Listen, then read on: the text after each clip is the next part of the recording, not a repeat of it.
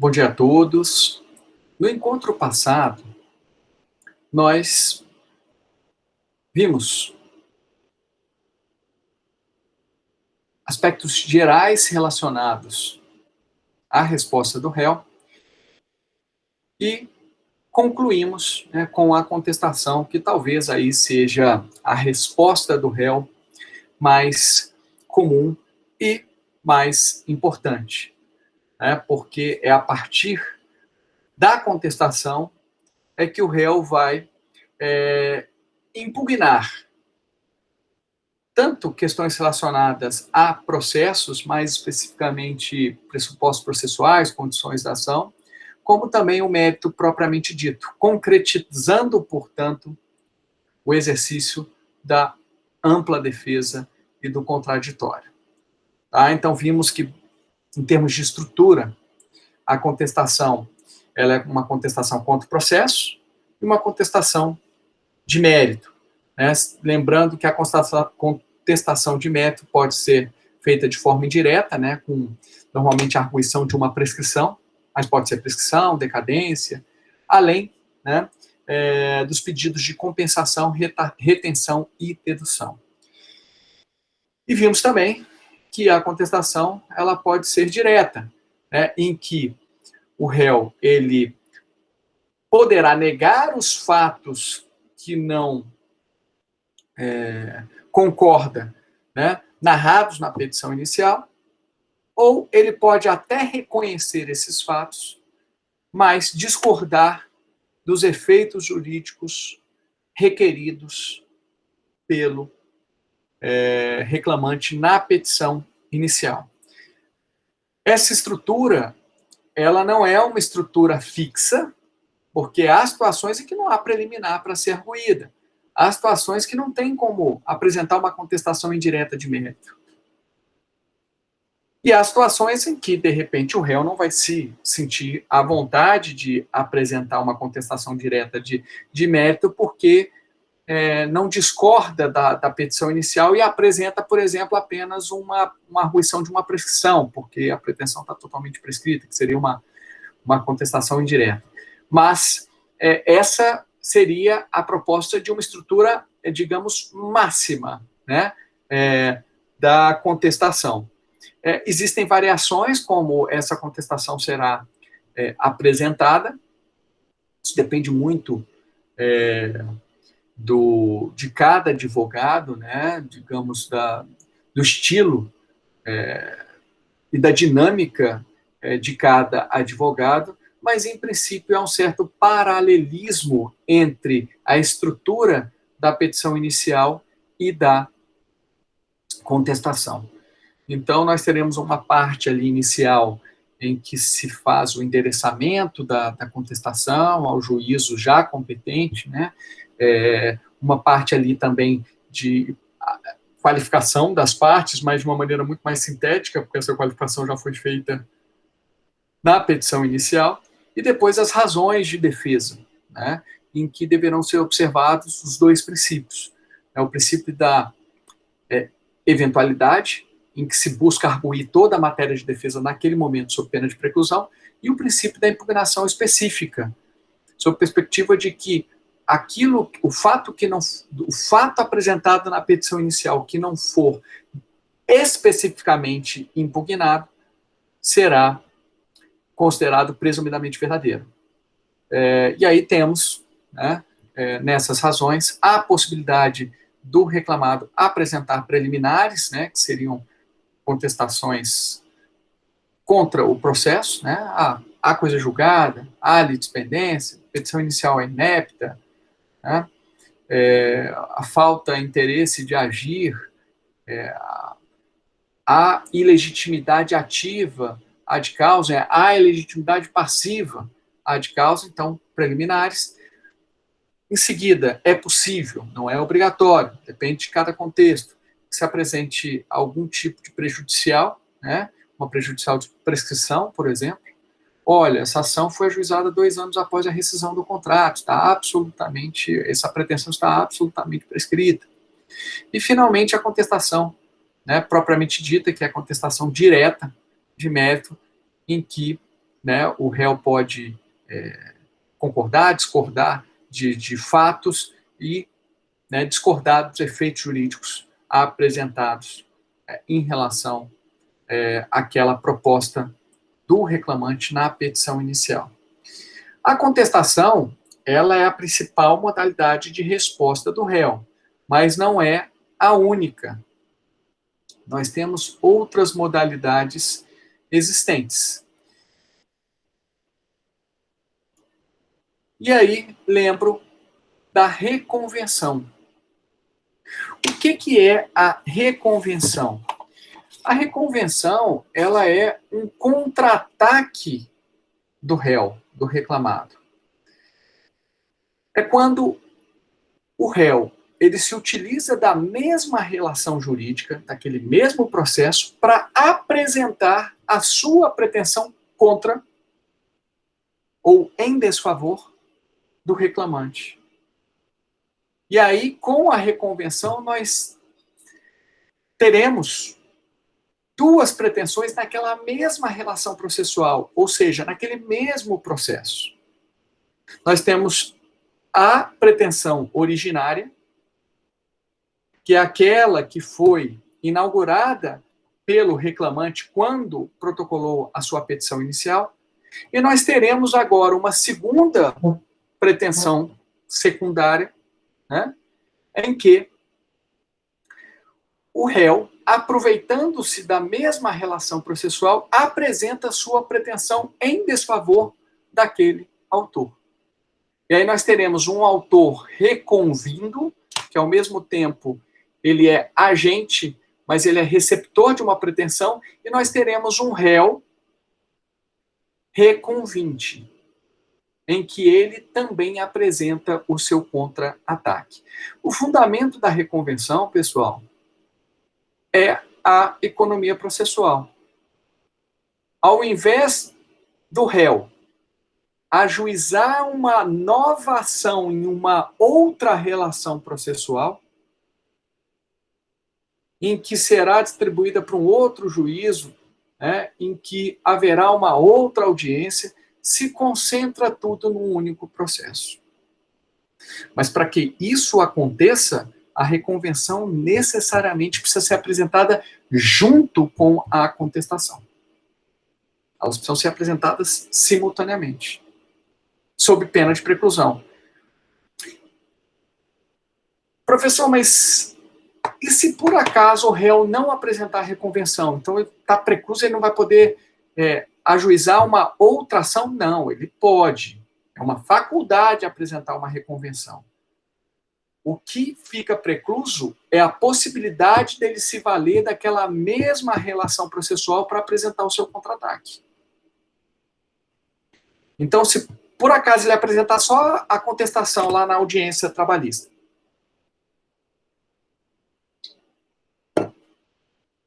aí ele não vai poder, naquele mesmo processo, daqui a 2 meses, falar, eita, esqueci, eu podia ter ajuizado, eu podia ter apresentado uma reconvenção. Vai precluir naquela relação processual. O que ele vai poder fazer? Já que ele não vai poder se valer daquele mesmo processo, ele vai ter que ajuizar uma nova ação, né? O réu vai ajuizar uma ação contra o autor, mas uma ação totalmente independente, né? Num outro processo, que pode ser distribuído para um outro juiz, né? Se não houver conexão, continência, enfim, depende. O ideal é que seja distribuído para o mesmo juiz caso haja conexão e continência com aquela ação anterior. Mas se não houver, vai ser para um outro juiz com uma nova... Então, vai ter retrabalho desses advogados. Mas não há preclusão dele poder ajuizar esta ação. A única observância que ele tem que fazer é em relação à prescrição. Então, ele tem lá os prazos prescricionais que devem ser cumpridos, lembrando, né, do prazo de 2 anos a partir da rescisão do contrato de trabalho, que aí, se passar desse prazo, está absolutamente prescrito. Beleza? A reconvenção, ela é toda tratada no CPC. Não há referência, assim, de procedimentos da reconvenção na CLT. Mas, à luz do artigo 769 da CLT e do artigo 15, que permitem, né, de forma conjugada, a aplicação subsidiária e supletiva do CPC ao processo de trabalho, desde que compatível, e aí a compatibilidade ela é clara, em virtude de observar o princípio da economia processual, a compreensão é de que a reconvenção, ela, sim, pode ser aplicada ao processo do trabalho. Não é comum, tá, pessoal? Não é comum, mas acontece, né? Acontece por exemplo, do empregado estar com material, com equipamento do reclamado, né? Do reclamante estar com algum tipo de equipamento, algum tipo de bem do empregador. O empregador pede isso. Acontece, às vezes, né, do reclamante ter causado um prejuízo ao empregador, e aí o empregador quer a restituição desses valores, ele apresenta a reconvenção, mas não é o comum. Até porque, assim, em boa parte das vezes, não é muito eficiente, né? A gente está falando de empregados que não têm uma capacidade de poupança tão grande, né? Então, não vai ter condições de honrar alguma execução na Justiça do Trabalho. A Justiça do Trabalho vai ter dificuldade de executar um empregado porque ele tem poucos bens, e os bens que ele tem provavelmente são bens de família, né? Assim, ou bens que não têm um valor comercial tão grande, vai ser uma roupa usada, vai ser, né, um celular usado, que tem um valor ínfimo, né? Então, assim, é algo que a gente não tem muita eficiência mesmo, e muita razão, digamos, prática, para que as reconvenções sejam utilizadas com uma maior intensidade. Acontece muita reconvenção no seguinte, no seguinte caso, né? O empregador ajuiza uma ação de consignação em pagamentos, lembram da ação de consignação em pagamento? No processo de trabalho, essa ação normalmente ela é ajuizada quando há uma recusa, uma dificuldade do empregador pagar as verbas rescisórias ao empregado. Às vezes o empregado faleceu, aí o empregador ele quer ser desincumbido da sua obrigação de pagar as verbas rescisórias, aí ajuiza uma ação de consignação em pagamento aos sucessores desse empregado, aos herdeiros, por assim dizer. E aí pode acontecer, né, desses consignados, ou do consignado, avaliar e falar, opa, mas não é só isso. Eu tenho direito a mais e tenho direito a outras parcelas, aí apresenta uma reconvenção, né, neste processo de ação de consignação em pagamento. Então, é a hipótese mais comum. Tá?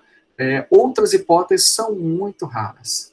E, às vezes, quando acontece, é uma estratégia que eu não sei se funciona muito, de meio que intimidação do empregado. Né? O empregado ajuiza uma ação, o empregador, está me ajuizando a ação, então toma aqui uma reconvenção para você ficar assustado. E aí se tenta uma composição, não sei se está muito certo, porque é aquilo. Né? Ainda que o empregado seja condenado, haverá uma dificuldade, né, de fazer com que este empregado honre efetivamente uma eventual condenação. E são raras as situações em que o empregado está devendo dinheiro ao empregador. É muito, muito raro. Tá? Então, não é um procedimento comum, não é uma resposta comum, mas é uma resposta disponível e, às vezes, ela acontece. Tá bom?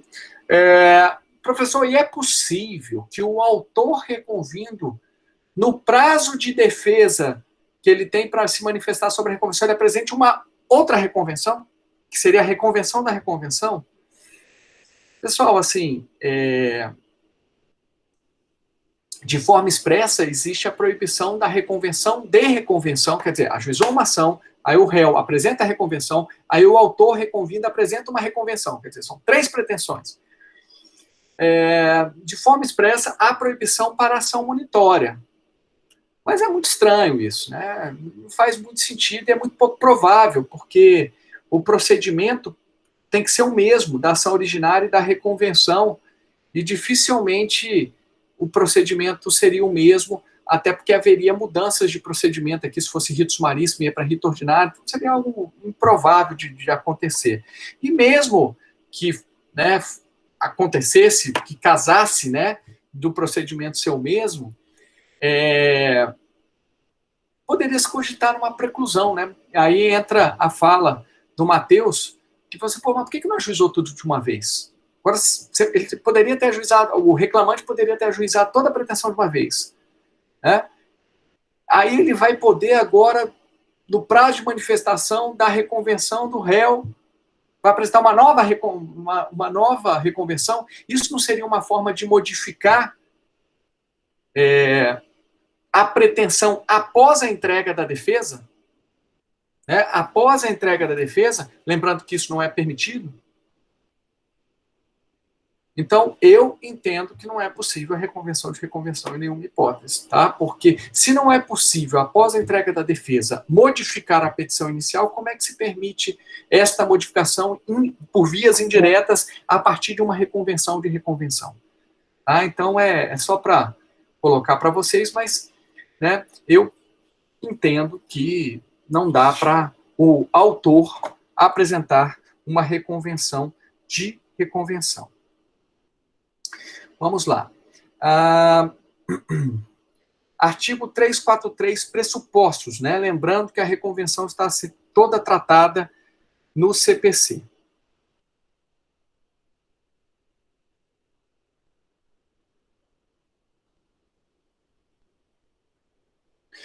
Olha o que diz o CPC. Na contestação, é lícito ao réu propor reconvenção para manifestar pretensão própria, conexa com a ação principal ou com o fundamento da defesa. Parágrafo 1º. Proposta a reconvenção, o autor será intimado na pessoa de seu advogado para apresentar a resposta no prazo de 15 dias. Parágrafo 2º. A desistência da ação ou a ocorrência de causa extintiva que impeça o exame de seu mérito, isso da ação originária, daquela inaugurada pelo reclamante. Não obsta o prosseguimento do processo quanto à reconvenção. O que o parágrafo 2º está dizendo? Tá bom, se o autor desistir da ação, isso não vai obstar o prosseguimento da reconvenção, que é uma pretensão independente do réu. Então, há desistência da ação pelo autor, mas a reconvenção continua. É isso que diz o parágrafo 2º. A reconvenção pode ser proposta contra o autor e terceiro. Então, se a reconvenção, ela, de alguma forma, se relacionar com o autor e, ao mesmo tempo, com um terceiro, né, pode ser ajuizada sem problema nenhum. Tá? Pode-se incluir um terceiro que não fazia parte daquela relação original, né, inaugurada pela petição inicial. Então, exemplo, uma consignação em pagamento do empregador. O empregador ajuiza uma ação de consignação em pagamento para pagar as verbas rescisórias. Aí o empregado, que é o réu, apresenta a defesa, né, a contestação normal, e a reconvenção, dizendo, olha, o autor não deve só isso. O autor deve isso, mais horas extras, mais indenização por danos morais e outras coisas mais. Este empregado, que é o reconvinte, ele vai poder ajuizar essa reconvenção, né? Vai apresentar a reconvenção nesta mesma relação processual contra o autor, que é o consignante, né? Que é o empregador, e um terceiro, por exemplo, olha, estou apresentando minha reconvenção contra o meu empregador e contra o tomador de serviço. Então, não há impedimento que um terceiro que não fizesse parte daquela relação processual originária, né, componha o polo passivo da reconvenção em virtude dessa previsão expressa, né, no 343 para terceiro. Parágrafo 4º. A reconvenção pode ser proposta pelo réu em litisconsórcio com terceiro, né? Então, pode ser, inclusive, que a reconvenção seja apresentada com a inclusão de um novo reconvinte, tá? Então, o polo ativo da reconvenção, digamos assim, pode inaugurar um terceiro, né, ter um terceiro que não fazia parte daquela relação originária. Parágrafo 5º. Se o autor for substituto processual, o reconvinte deverá afirmar ser titular do direito em face do substituído, e a reconvenção deverá ser proposta em face do autor, também na qualidade de substituto processual. Parágrafo 6º. O réu pode propor reconvenção independentemente de oferecer contestação. né? Então, o réu, ele não precisa apresentar contestação, são modalidades de respostas independentes, ele pode apresentar apenas a reconversão, mas via de regra não faz muito sentido, né?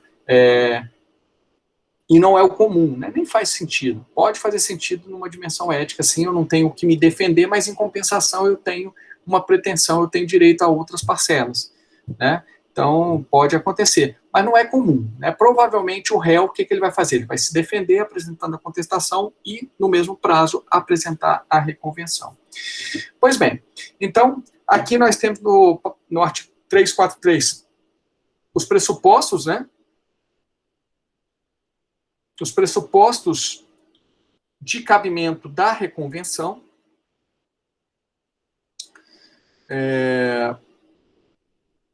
No caput, na contestação é lícito ao réu propor reconvenção para manifestar a pretensão própria conexa com a ação principal ou com o fundamento da defesa. Então, quais são esses pressupostos? O juiz da ação trabalhista e o juiz da reconvenção devem ser o mesmo, e aí não tem muito problema, né? Assim, o juiz deve ser competente para as duas pretensões, né? Isso não tem problema, porque o juiz de trabalho, a justiça do trabalho não é dividida em competência em razão de alguma especialização, né? As ações acidentárias é um juízo, as ações de horas extras, não. Na verdade, a vara de trabalho é competente para apreciar qualquer tipo de matéria, né, relacionada à relação de emprego. O procedimento tem que ser o mesmo, né, da ação originária e da reconvenção. Então, aqui, o procedimento trabalhista é o mesmo, via de regra. Aqui a discussão maior tá bom, mas a ação trabalhista ela foi ajuizada no rito sumaríssimo. Se essa reconvenção, se a soma, né, do valor da causa da reconvenção com a da petição inicial ultrapassar a 40 salários mínimos, o rito passaria a ser ordinário, né, é o mesmo rito, é o mesmo procedimento, né, ou ainda que a reconvenção tenha um valor que já ultrapasse 40 salários mínimos. Os ritos vão ser diferentes. Então, talvez o réu não pudesse, né, apresentar, melhor dizendo, a reconvenção na mesma relação processual, porque a sua reconvenção seria sobre o rito ordinário e a ação trabalhista sobre o rito sumaríssimo. Então, realmente é uma discussão interessante, né, já que, como pressuposto, o rito precisaria ser o mesmo. Tá? Então, não poderia prejudicar o rito sumaríssimo inaugurado pela petição inicial. A reconvenção deve ser conexa com a ação principal. Aqui o conexa é que tem que guardar uma certa similaridade. E, sinceramente, esse requisito ele é muito simples no processo de trabalho. Se refere ao mesmo contrato de trabalho, da ação trabalhista, se refere. Então, tá resolvido. É o mesmo empregador, né? O que não vai poder é apresentar uma reconvenção que não tenha nada a ver, né, com aquele contrato de trabalho, com outro empregador, mas sendo o mesmo empregador, né, e o mesmo contrato de trabalho, então tá resolvido. Procedimento. Como é que é o procedimento da reconvenção? Ajuizada a reclamação trabalhista, marcada a audiência, chega lá na hora da audiência, né? A gente lembra que no PJE a praxe é protocolar a contestação um pouco antes da audiência, né? A resolução, ela fala em 48 horas antes, mas é uma sugestão, mera sugestão, porque o momento de apresentar a defesa é em audiência. Chega lá na hora, o réu apresenta a sua defesa e a reconvenção. Então, o prazo da reconvenção é o mesmo prazo da contestação. Tá? O mesmo prazo. Tem que apresentar simultaneamente sob pena de preclusão. Beleza? Podendo ser oferecido, como nós vimos, independentemente da contestação. Tá? Mas não é o comum. E lá, na reconvenção, os requisitos vão ser os mesmos da petição inicial, porque é uma ação nova, na mesma relação processual. Então, vai ter lá o endereçamento, vai ter lá a qualificação. Mais uma vez, a qualificação pode ser simplificada, porque a qualificação já foi feita na petição inicial original.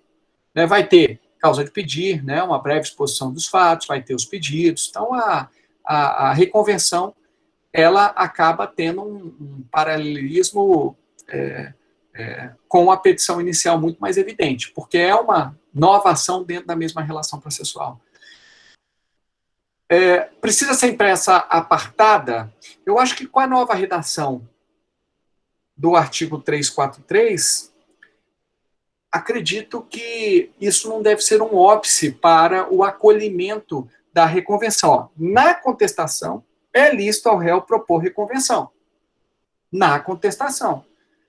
Então, a reconvenção ela pode ser dentro da petição da contestação. Mas não é o desejável na minha avaliação, porque fica até difícil de ver, do juiz detectar. O ideal é que venha, né, duas peças diferentes, para ficar mais fácil assim de observar. Tá? Bem, e aí dando continuidade. Apresentada a reconvenção, o que se precisa fazer? Concretizar o contraditório e a ampla defesa do autor reconvindo. Então, precisa se abrir prazo para o autor originário, que é agora o reconvindo, para ele apresentar a sua defesa contra a contestação. Aí ele apresenta a defesa e documentos, né? Qual é o prazo disso? No CPC está falando 15 dias, porque o prazo de defesa no CPC é 15 dias. Mas no processo de trabalho, o prazo de defesa é 15 dias? No processo de trabalho, nós vimos que o prazo de defesa é de 5 dias. Então, o juiz recebe a reconvenção e a contestação do réu reconvinte, abre prazo de defesa de 5 dias para o autor reconvindo, e depois desse prazo de defesa, o juiz ainda vai ter que abrir prazo para o réu reconvinte apresentar a réplica em relação à defesa da reconvenção. É simples, para não confundir. Vamos acompanhar, passo a passo. Nós temos a petição inicial, o réu é citado para participar de uma audiência em que ele deverá apresentar a defesa. Ele apresenta a sua defesa, que é a contestação e a reconvenção. De preferência em peças apartadas para ficar bem fácil de visualizar.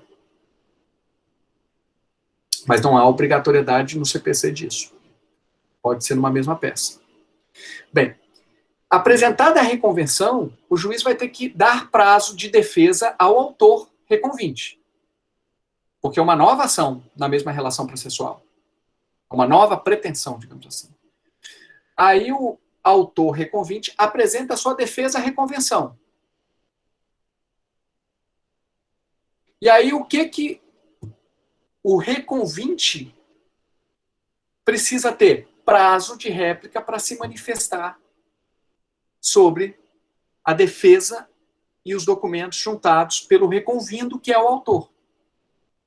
Mais uma vez, petição inicial, defesa do réu, com reconvenção, contestação e reconvenção.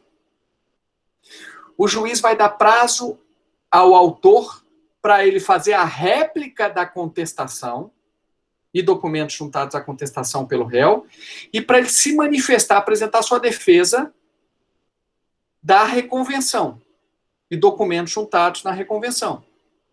Então, é um prazo aqui para o autor que é duplo, de réplica da contestação em relação àquela primeira ação e de contestação, de manifestação sobre a reconvenção em relação à segunda pretensão. E aí, para fechar tudo, ainda precisa ser dado prazo para o réu reconvinte apresentar a sua réplica em relação à reconvenção. Ok? Então não tem muito mistério, é só formar o contraditório. Toda vez que se apresenta uma pretensão, um documento, você tem que dar prazo em tese para outra parte se manifestar sob pena de nulidade em virtude da não observância do contraditório. Tá?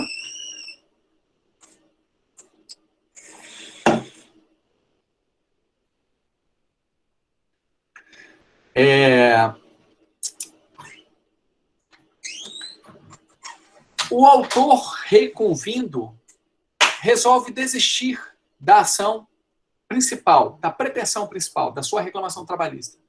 Só que já tem uma reconvenção. Isso prejudica a reconvenção? De jeito nenhum, são pretensões independentes.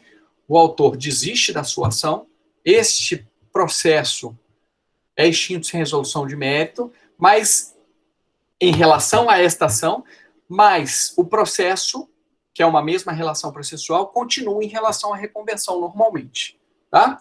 E aí o processo toma o seu rumo normal. Vamos lá. Nós temos uma reclamação trabalhista e uma reconvenção no mesmo processo. Foram dados prazos, né, para defesa da reconversão, réplica da contestação e depois da réplica da defesa da reconvenção. O processo vai continuar, as audiências vão ser únicas, né? Então, se tiver a audiência inaugural vai ser única, a audiência de instrução vai ser única, se houver audiência de encerramento vai ser única para as duas pretensões, é uma mesma relação. Então, é uma economia processual muito grande, porque você vai ter um único processo em que duas pretensões vão estar sendo veiculadas. Aí o juiz vai julgar a ação trabalhista e a reconvenção trabalhista numa mesma sentença. Abre-se prazo para recurso, né? Pode ser um recurso só da ação trabalhista, pode ser um recurso só da reconvenção, pode ser um recurso tanto da ação trabalhista como da reconvenção, aí toma-se um rumo normal. Tá? Mas é um processo só e os atos decisórios vão abarcar, né, se for o caso, as duas pretensões. Beleza? Bem, seguindo. Existe uma outra modalidade de resposta do réu, de defesa, que são as exceções as exceções. Elas podem ser de suspeição e impedimento e a exceção de incompetência territorial. Pois bem, as exceções de suspeição e impedimento, elas buscam averiguar, né, a imparcialidade do juiz. Mas elas também são aplicáveis ao membro do Ministério Público, ao perito e assim por diante. São situações muito raras, né, na Justiça do Trabalho. Normalmente, nós não temos esse tipo de exceção. Eu me recordo, assim, de uma ou duas, acho que uma só, exceção de suspeição que eu tive que responder, mas foi um advogado que usou esse artifício de forma estratégica para tentar me afastar do processo. Era uma situação completamente fora do normal, né, assim, na verdade, a arguição dele é que eu, na condição de juiz, que tem que buscar a busca da verdade real dos fatos, né, tem que investigar para encontrar a verdade, que eu não deveria fazer isso e que eu deveria deixar a parte produzir as provas que bem entendesse. Isso daí, né, não faz sentido nenhum, né, porque todos nós sabemos que o juiz aí tem ampla possibilidade de investigar os fatos, o juiz não ser inerte, muito pelo contrário, o interesse dele é descobrir a verdade, e foi isso que foi feito. Né? Então, a exceção foi rejeitada, enfim, não teve qualquer tipo de repercussão. Mas é uma possibilidade. E as hipóteses de suspeição e impedimento estão no artigo 801 da CLT. Né? O artigo 801 da CLT é um artigo, digamos que ele está um pouco ultrapassado, porque aquela época, em 1943, não havia diferença entre suspeição e impedimento. Tudo era entendido como suspeição. E depois, a partir do Código do CPC de 73, né, que não é o atual de 2015, passou-se a se fazer uma diferença entre suspeição e impedimento. As hipóteses de suspeição são hipóteses relacionadas a questões subjetivas. Já as hipóteses de impedimento são relacionadas a questões objetivas. E o artigo 801 da CLT, ele traz algumas hipóteses, né, 4 mais especificamente, de forma misturada, sob a pecha de que são situações de suspeição. Mas nós precisamos entender o contexto histórico da época, em que não havia tecnicamente essa distinção entre suspeição e impedimento. E o julgamento por um juiz imparcial é uma garantia de todo cidadão prevista na Constituição. Então, as hipóteses do artigo 801 não podem ser tidas como restritivas. A despeito da ausência de omissão da CLT, o artigo ele não trata de todas as situações. Razão porque, agora, né, com mais tranquilidade ainda, podemos falar que deve ser aplicado o artigo 15 do CPC, que diz que os dispositivos da CLT, quando incompletos, podem ser, né, digamos, preenchidos por dispositivos do processo comum, no caso, artigos 144 e 145 do CPC. Então, resumindo, as questões relacionadas à suspeição e impedimento, no processo de trabalho, nós iremos aplicar o artigo 801, complementado pelos artigos 144 e 145 do CPC, que são artigos muito mais modernos, né, são artigos muito mais exaurientes para garantir o julgamento por um juiz imparcial. Tá? Então, não se aplica exclusivamente o 801. O 801 ele é aplicado em consonância com os artigos 144 e 145 do CPC. O que diz o artigo 801? O juiz, presidente ou vogal é obrigado a dar-se por suspeito e pode ser recusado por alguns dos seguintes motivos em relação à pessoa dos litigantes: inimizade pessoal, amizade íntima, parentesco por consanguinidade ou afinidade até o 3º grau civil, interesse particular na causa. Esse dispositivo ele é complementado pelos artigos 144 e 145 do CPC. Vamos a eles. Lei 13.105, CPC de 2015.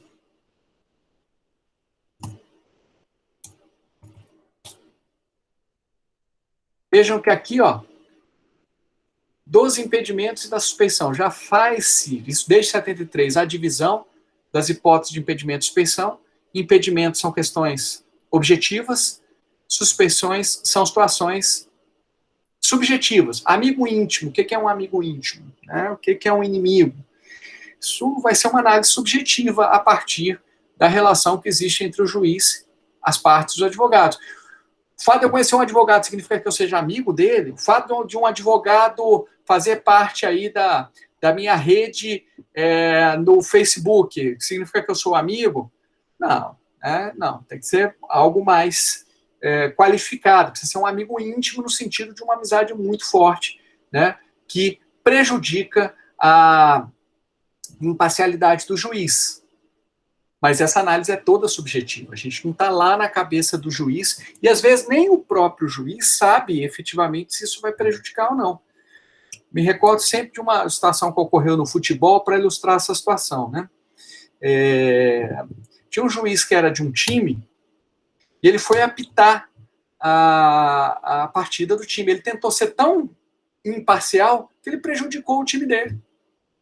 Ele tentou ser tão imparcial que ele foi rigoroso. Isso acontece muito com os pais também, né? Os pais são muito mais rigorosos com os filhos do que com os filhos dos amigos, né? Então a gente, né, não quer que nosso filho faça malcriação, que se comporte bem, que seja educado na mesa, e às vezes não se incomoda, assim, do filho do amigo fazer alguma coisa, né? Então a gente tem que tomar muito cuidado, porque às vezes nós mesmos somos rigorosos com os mais próximos, justamente para buscar uma certa imparcialidade. E também tem o caso contrário, dos favorecimentos, né? Só que essa análise, ela é subjetiva, você não consegue detectar, né, com precisão se existe uma amizade íntima ou não. São uma série de circunstâncias que levam, ou que permitem a conclusão de que o juiz ele é parcial. Mas vamos aos casos aqui só para vocês entenderem. Há impedimento do juiz sendo-lhe vedado exercer suas funções no processo. A inciso 1, em que interveio como mandatário da parte, oficiou como perito, funcionou como membro do Ministério Público ou prestou depoimento como testemunha. Isso é objetivo. Aí ele prestou como testemunha? Está impedido. Ele foi advogado da parte, que agora ele é o juiz? está impedido. Não interessa se ele, né, se ele tem intenção ou não. Ali é uma análise objetiva. 2, de que conheceu em outro grau de jurisdição tendo proferido decisão. Então, o juiz, vamos supor que ele tenha sido juiz de primeiro grau, julgou a ação, aí ele foi promovido a desembargador, e aí esse processo, ele veio lá para a turma que ele está atuando, né? Ele não vai poder julgar o recurso desse processo, porque senão ele vai estar julgando, né? Participando do julgamento de um recurso em face de uma decisão mesmo que ele proferiu. Ele está impedido. A análise é objetiva. Questões relacionadas à afinidade, né? Ou a laços de consanguinidade. Quando for parte do processo ele próprio, ele não vai poder julgar as próprias ações, faz todo sentido, seu cônjuge ou companheiro, ou parente consanguíneo ou afim em linha reta ou colateral até o terceiro grau. Vejam que lá no artigo 801 tem essa situação, que é uma situação de impedimento, mas lá está dito que é suspeição, por isso que a gente fala que o artigo 801 não fazia essa distinção entre o que era suspeição e impedimento, mas aqui está de uma maneira muito mais específica e particular. Lá está assim, ó, parentesco por consanguinidade ou afinidade até o terceiro grau civil. Aqui está, quando for parte no processo, por ele próprio, seu cônjuge, ou companheiro, ou parente, consanguíneo ou afim em linha reta ou colateral até o terceiro grau, inclusive. Quando for sócio ou membro de direção ou de administração de pessoa jurídica, parte no processo, ele é sócio de uma pessoa jurídica, né? Ou membro da direção de uma pessoa jurídica que faz parte do processo. Quando for herdeiro presuntivo, donatário ou empregador de qualquer das partes, em que figure como parte instituição de ensino com a qual tem relação de emprego ou decorrente de contrato de prestação de serviço. Então, por exemplo, o juiz não pode, né, atuar em processos em que ele dá aula, em processo em que figure como parte a instituição de ensino que ele dá aula, né, ou que ele presta serviço. É uma hipótese de impedimento.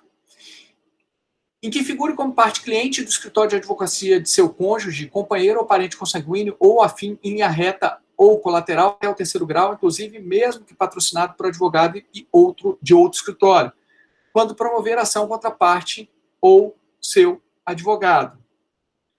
Aí tem as hipóteses de suspensão no artigo 145, amigo íntimo ou inimigo de qualquer das partes seus advogados, uma hipótese bem subjetiva, que receber presentes de pessoas que tiverem interesse na causa antes ou depois de iniciado o processo, que aconselhar alguma das partes acerca do objeto da causa, ou que subministrar meios para atender às despesas do litígio, quando qualquer das partes for sua credora ou devedora, de seu cônjuge ou companheiro, de seus parentes, ou de parentes destes, em linha reta até o terceiro grau. Quando, né, for interessado no julgamento do processo em favor de qualquer das partes. São situações subjetivas, né, e às vezes difícil de ser comprovada se o juiz não reconhece isso. Como é que vai provar que o juiz está interessado no julgamento em favor de uma das partes? Né? É um pouco complicado. Pois bem, Professor, pois não. Só uma dúvida. Caso seja arguído essa questão de impedimento de suspensão, a ação que estiver correndo, ela é suspensa até esse julgamento? Sim. Tem esse efeito suspensivo, certo? E Tem. aí remete para o Tribunal Superior, imagino. Na verdade, eu vou te explicar agora o procedimento. Aí, tá. se tiver uma dúvida, Gabriel, aí você... Não, tá, tudo bem. Perfeito. Obrigado, professor. Eu que agradeço aí pela participação. O artigo 802, pessoal da CLT, estabelece o procedimento em relação justamente às exceções, né, de suspeição e impedimento. Qual que é o grande problema do artigo 802? Ele está desatualizado, pessoal. E aí a gente se pergunta, poxa, a CLT ela não precisa de uma reformulação? Precisa, esse é o caso típico. O artigo 802 ele não se aplica mais, porque a solução que ele propõe é uma situação que não funciona hoje. E que geraria um julgamento por um juiz suspeito. A exceção de suspeição seria julgada por um juiz suspeito. Funcionava à época, em 1943. Hoje não faz sentido nenhum. E aí a gente se pergunta, mas a reforma trabalhista, por que ela não corrigiu isso? Porque talvez o olhar, o foco da reforma trabalhista não foi tornar a CLT mais moderna, no sentido de adequada aos, digamos, às realidades materiais e processuais existentes. O foco foi outro. O foco foi reduzir custos. Né? A gente pode até discutir, mas reduzir custos é bom, porque aí fomenta a economia. Há controvérsias. Né? Depende do que a gente entende como custo. Custo é um direito fundamental, então a gente não pode tratá-lo como custo. Né? No aspecto processual, a reforma trabalhista vem muito no sentido de facilitar a defesa, né, dos empregadores e dificultar um pouco o acesso à jurisdição, né, por meio, né, da imposição de honorários advocatícios, de uma dificuldade maior para isenção de custas, entre outras coisas mais. E esse dispositivo, por exemplo, que ele tem que ser modificado, ele não foi. Então, são paradoxos existentes na reforma trabalhista. Olha o que diz o artigo 802. Deixa eu ver se eu consigo projetá-lo aqui para os senhores, para ficar mais claro ainda.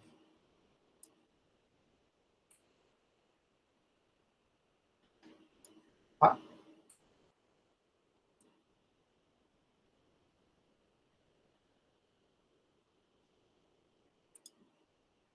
Está todo mundo lendo aí, né? Vamos lá. Apresentada a exceção de suspeição, o juiz ou o tribunal designará audiência dentro de 48 horas para instrução e julgamento da exceção. Nas juntas de conciliamento e julgamento, e nos TRTs, julgada procedente a exceção de suspeição, será logo convocado para a mesma audiência ou sessão ou para a seguinte suplente. Bem, vamos ficar só no caput, que é o importante. A apresentada exceção de suspeição, o juiz designará a audiência dentro de 48 horas para instrução e julgamento. Quem vai julgar a exceção, de acordo com o artigo 802? O juiz que foi tido por suspeito e impedido. Faz algum sentido? Eu vou julgar?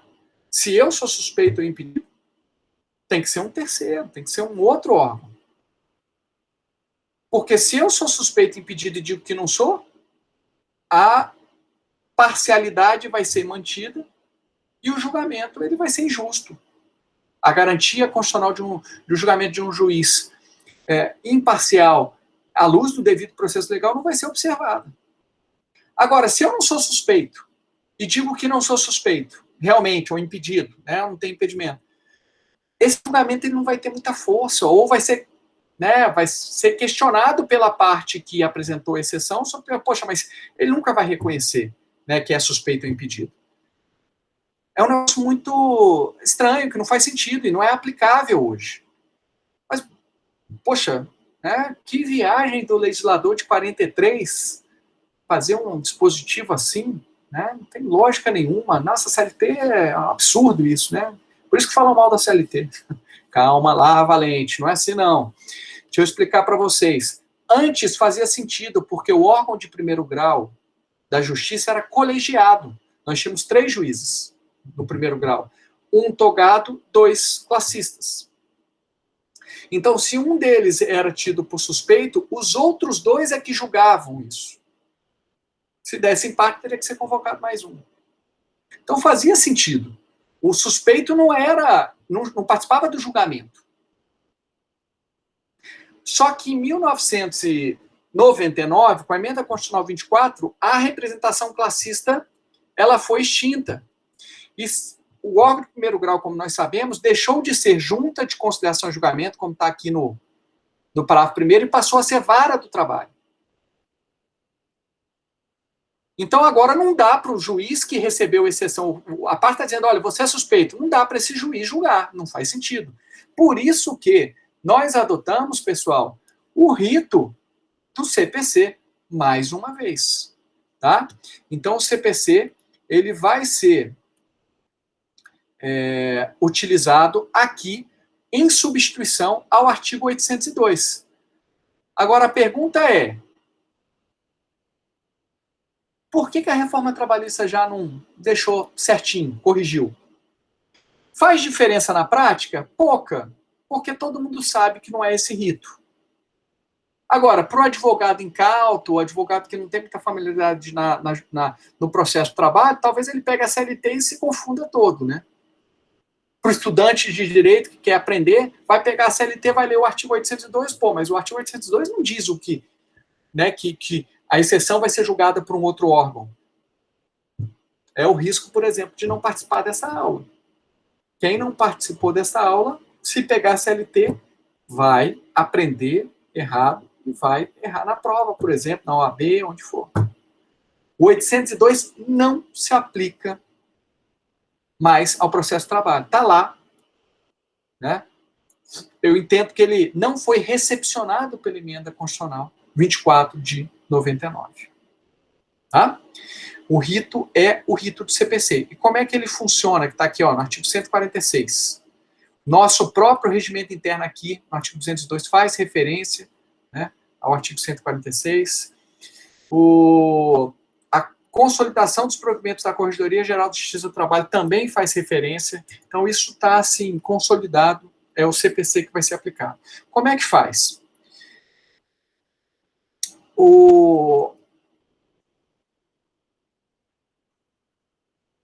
Uma vez tendo conhecimento da suspeição e do impedimento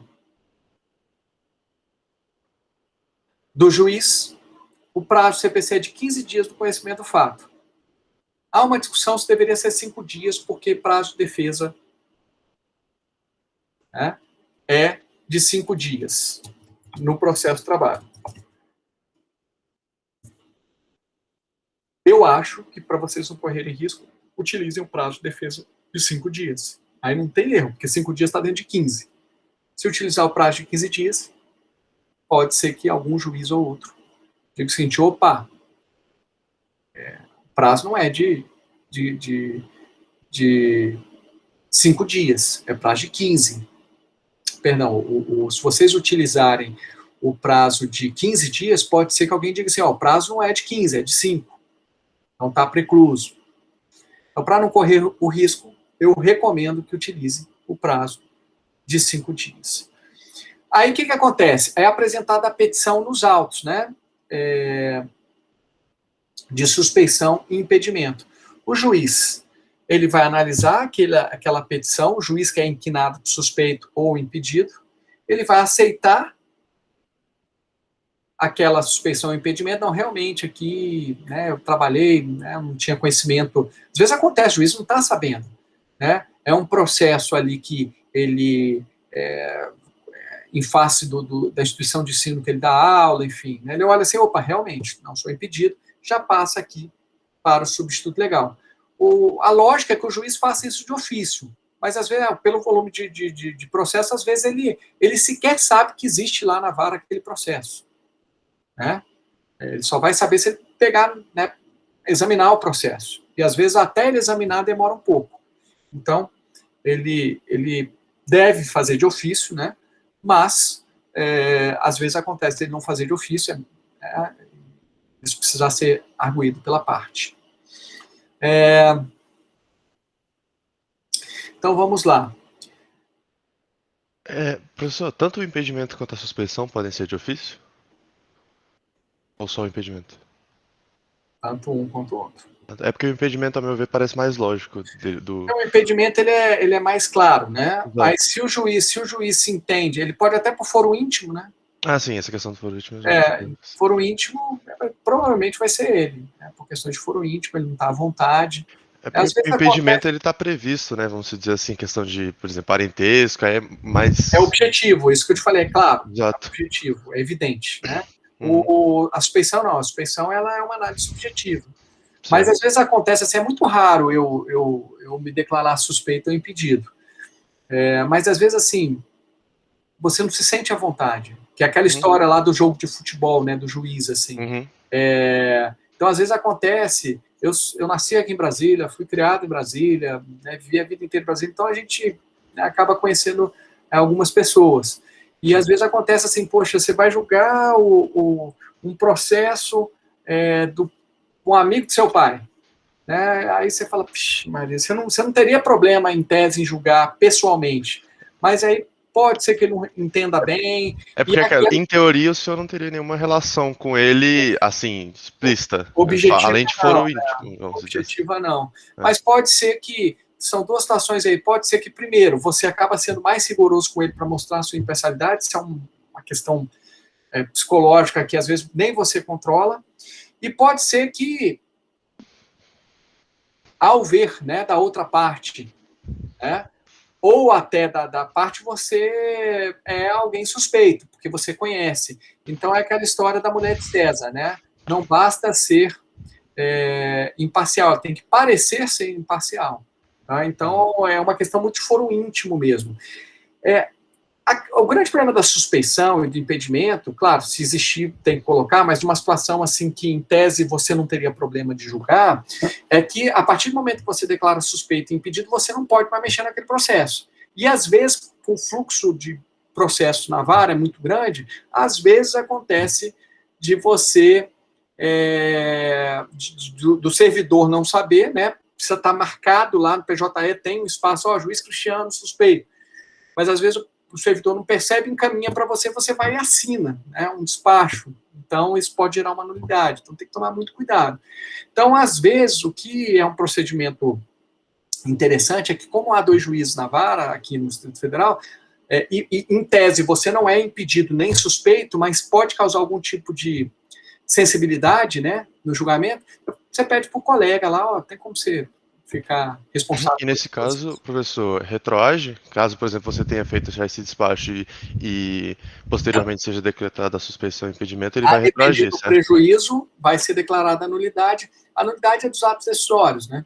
Sim. Então, aquele ato de mero, intime-se, conceda o prazo, isso é bobagem. Mas se houver uma decisão, é uma decisão nula. Tudo bem, tudo bem. Tá? Então, depende do despacho, tá? Bem, então, o juiz, ele vai analisar aquela exceção, né? Ou ele aceita, realmente reconhece que é suspeito ou impedido e já remete para o substituto legal, ou ele recusa, e aí ele tem um prazo de 15 dias para se manifestar. Tá?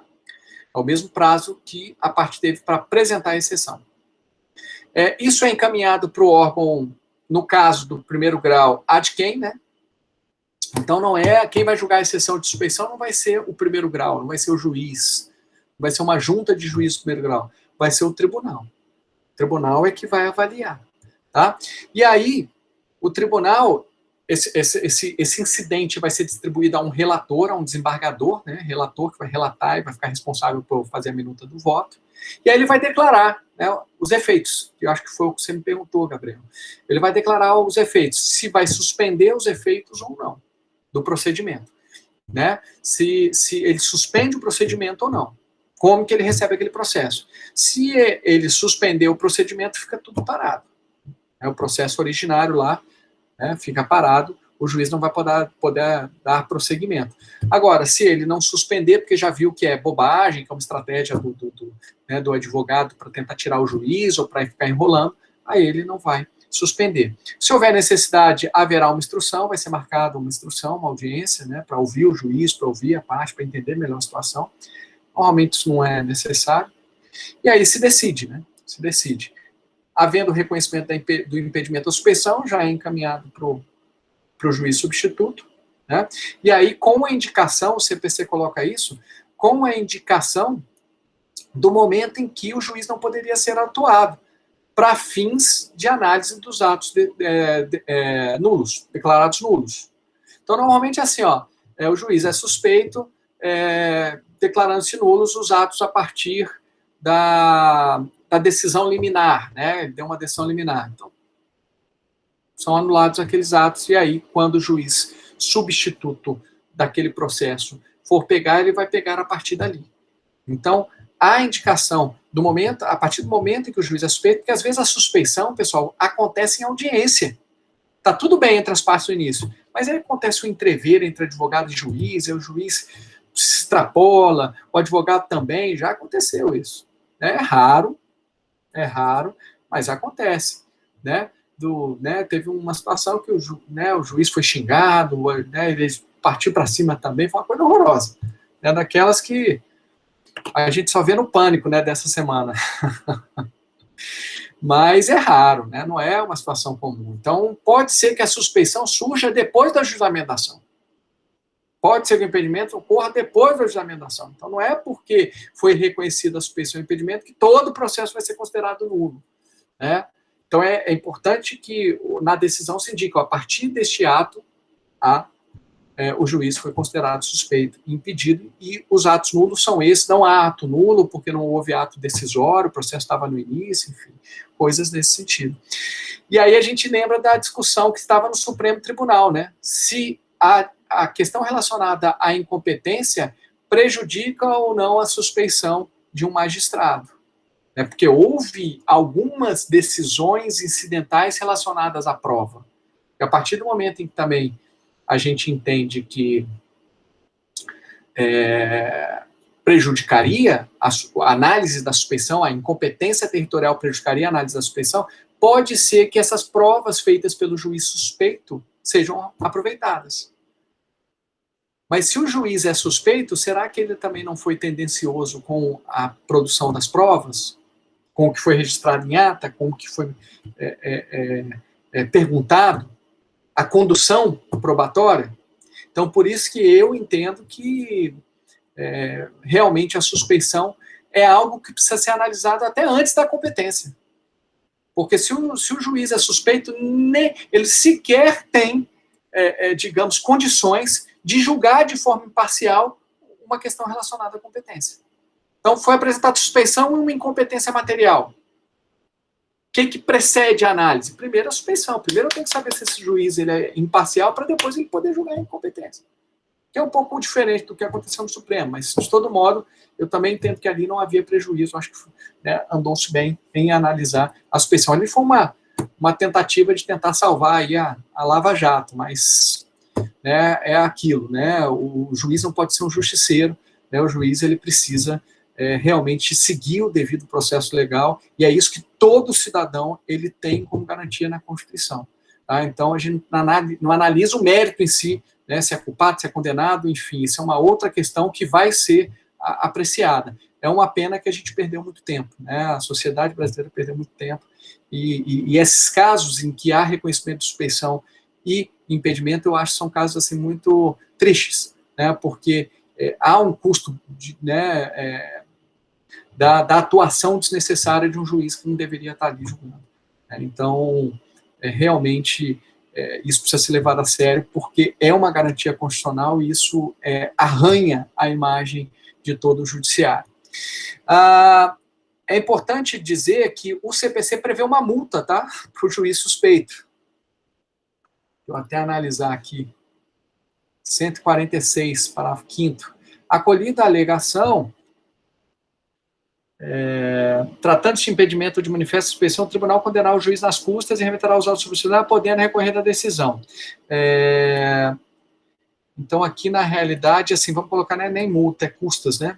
Não haverá incidência de custas. Isso foi excluído, não sei por quais motivos, no processo de trabalho, pelo provimento consolidado da Corregedoria Geral.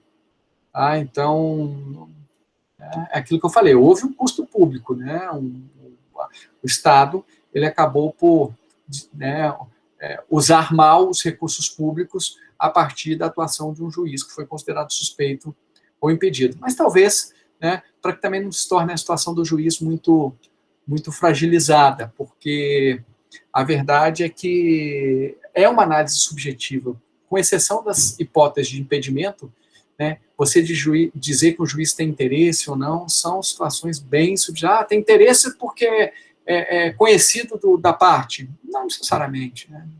O fato de ser conhecido da parte não significa dizer que você tem efetivamente direito. Até porque ser conhecido da parte deveria estar dentro de hipóteses objetivas. Então, é uma análise subjetiva que precisa ser feita.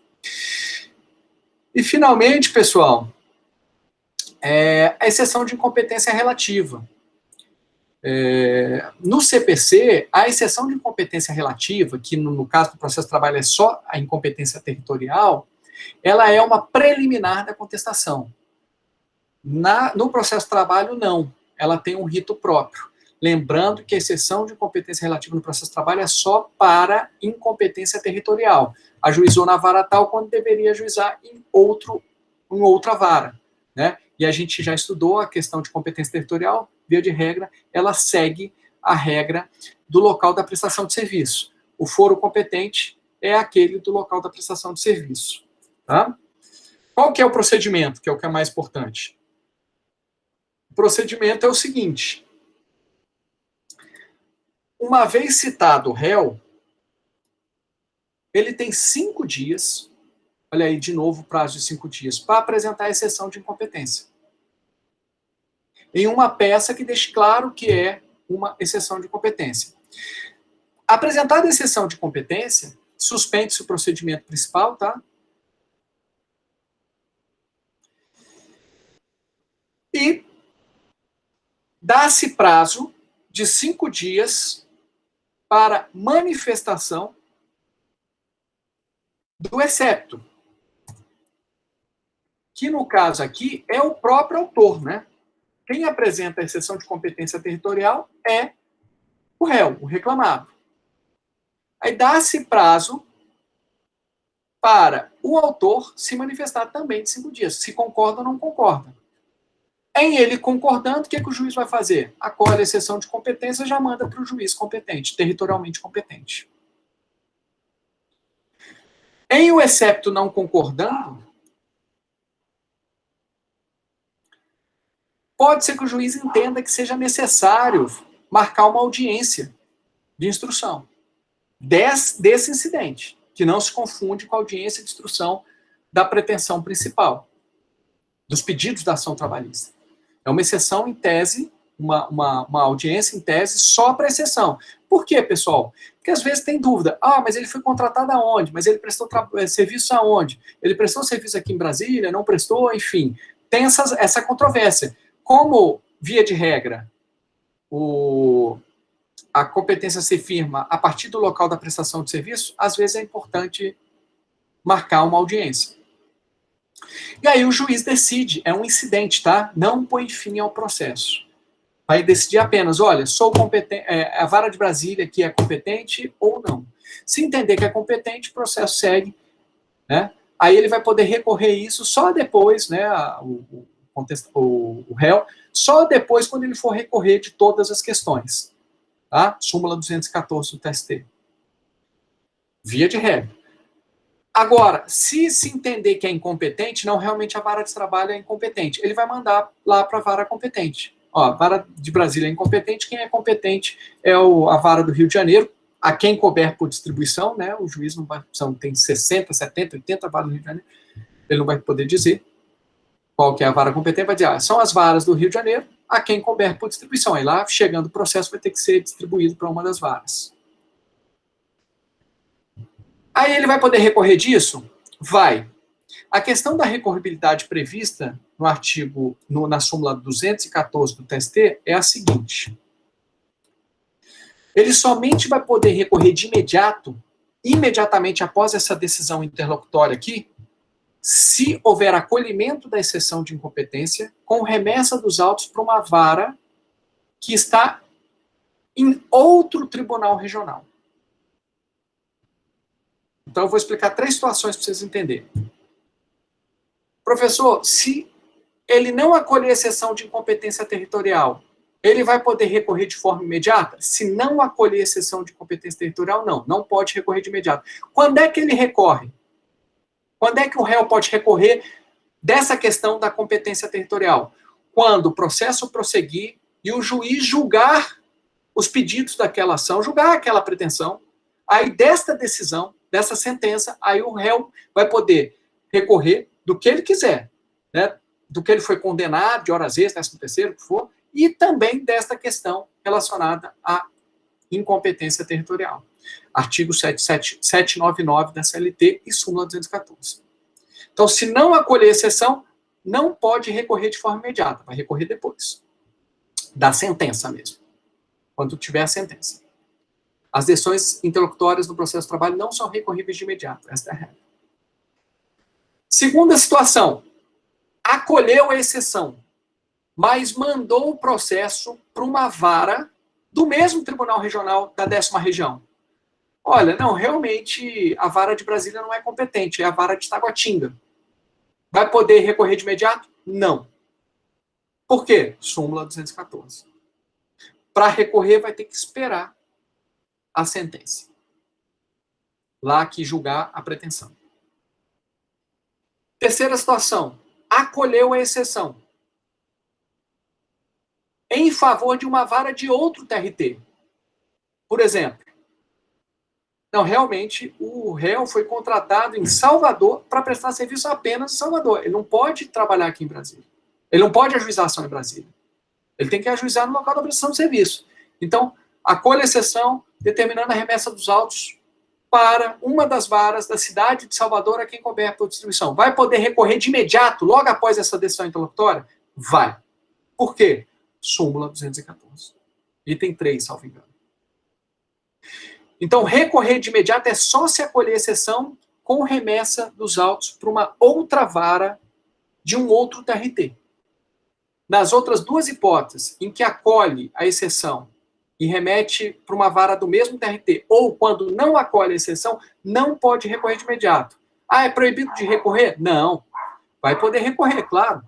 Só que vai ter que esperar julgar aquela ação trabalhista. Quando tiver a sentença, aí ele pode recorrer de tudo. Pessoal, alguma dúvida? Tranquilo? Então tá bom. Até amanhã, tá? Se cuidem. E amanhã nós iremos tratar sobre provas, tá? No processo de trabalho. Depoimento pessoal, testemunha, prova documental, inspeção judicial, prova pericial e assim por diante.